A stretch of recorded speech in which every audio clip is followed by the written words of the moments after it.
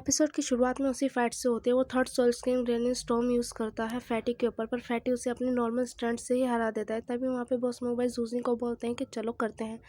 तभी वो दोनों जा रहे होते हैं। मास्टर कहते हैं ये तो फ्यूज़न स्किल है, और वो दोनों कहते हैं कि ये हम दोनों जब करेंगे जब इसका सही वक्त आएगा। तभी उनका लीडर कहता है कि इन्हें करने से रोको, और तभी वो दोनों अपने थर्ड सोल स्किल यूज़ करते हैं उन पर अटैक करने के लिए।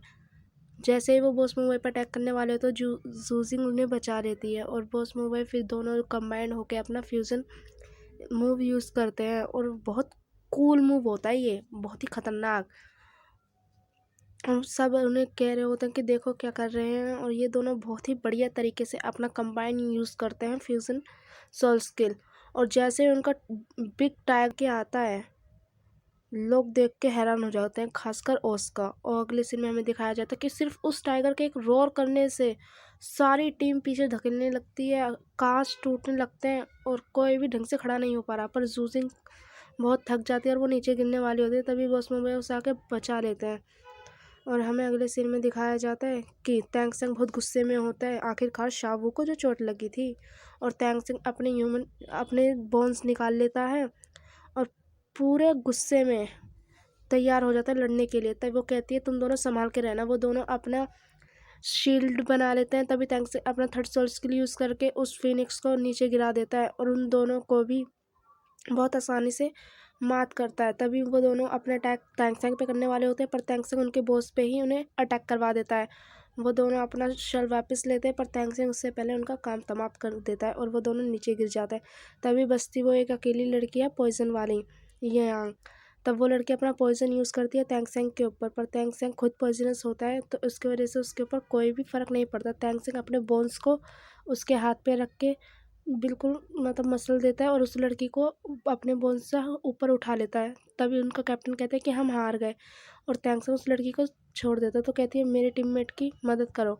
तभी टैंक सेंग को मास्टर की बात याद आती है कि मास्टर ने कहा था कि अपने पॉइजन से कभी भी किसी को हर्ट मत करना। तो टैंक सेंग उन्हें छोड़ देता है, और अपने बॉन्स को ले जाके उनकी टीममेट्स पे रख के उनका पॉइजन अब्सॉर्ब करता है, उनसे निकाल लेता है पॉइजन। और उस लड़की के पास आके कहता है तुम्हें मेरी टीममेट्स की मदद करनी पड़ेगी वरना वो मर जाएंगे।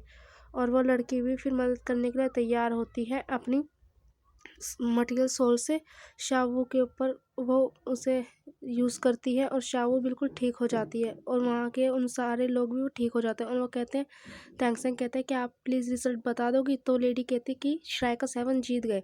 तो कहते हैं किसान तुमने ये सब इसलिए यूज़ किया ताकि शावू जब डेंजर में थी, तुमने इसलिए इन सबको यूज़ किया। तो दूसरी टीम का कैप्टन कहता है हम हम अगली बार हमारी जीत होगी। तो बॉस मोबाइल कहते हैं कि जीत हमेशा श्राइका 7 की ही होती है, और वो भी गुस्से में होते हैं बाकी सारे। तभी वो लेडी कहती है कि एक दिन मेरा जहर तुम्हें काट ही देगा। तो तब सब कहते हैं कि हम जीत गए।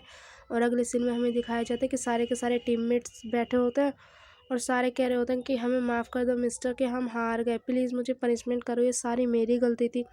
तो दूसरे टीममेट्स भी कहते हैं ये कैप्टन की गलती नहीं थी, ये हमारी गलती थी कि हमने बैड परफॉर्मेंस की। तो कहते क्यों, तुम क्यों हार गए, क्या तुम मुझे कोई बता सकते हो। तो कहता है हारने से सीखो। तो कहता है मेरी एक अपॉइंटमेंट है, मैं जा रहा हूँ।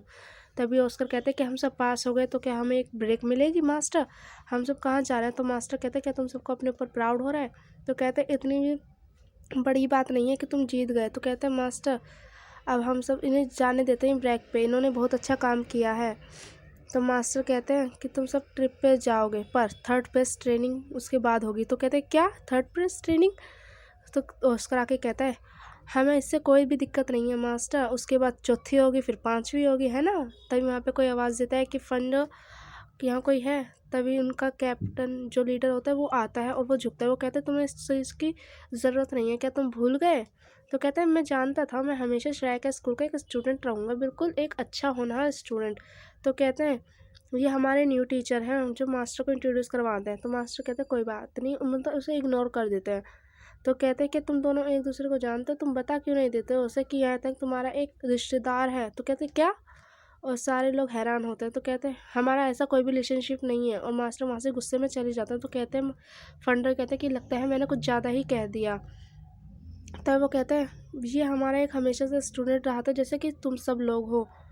तभी वहाँ पे वो कहता है आपसे अच्छा मिलके अच्छा लगा जूनियर्स, तो वो कहता है आपसे भी मिलके अच्छा लगा सीनियर। तो कहते हैं डीन क्या आप बता सकते हैं कि आपने इन्हें इतनी अच्छी ट्रेनिंग कैसे दी? वो कहती है दी तो थी, पर अब हम ओल्ड हो चुके हैं, तो अब हम और भी ट्रेनिंग इन्हें नहीं दे पाएंगे। आखिरकार हमें लाइफ भी अब बूढ़ी हो चुकी है और हम भी बहुत खतरे में हैं। और फिर तभी सारे लोग बाहर होते हैं, तो टैंग सेंग से पूछते हैं कि तुमने उनकी शील्ड को फ्लाइंग मशरूम से डोज क्यों नहीं किया, बल्कि तुमने उन्हें खुद ही अपनी तरफ से डोज कर लिया, ऐसा क्यों? तब वो कहता है ये सिर्फ मैंने इसलिए किया क्योंकि मैं कर सकता था। पर वो कहते हैं डियो इम्परेटर स्कूल ऐसा क्या है? तो कहते हैं थैंक्स, क्या तुम सच में मजाक कर रहे हो? तुम जानते भी हो ताइंदे स्कूल कितना फेमस है। तो कहते हैं क्या सच में इतना फेमस है?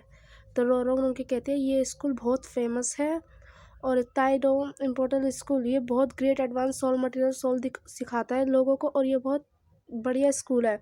और वो कहते हैं इसकी फर्स्ट रिक्वायरमेंट भी एंटर फीस भी बहुत बढ़िया है, और ये बहुत फेमस यहाँ से सोल मास्टर निकले हैं यहाँ से तैयार होके। और दूसरी टीम हार के जा रही होती है, तभी अचानक वो बोलते हैं तुम कौन? और यहीं पे हमारा एपिसोड ख़त्म हो जाता है।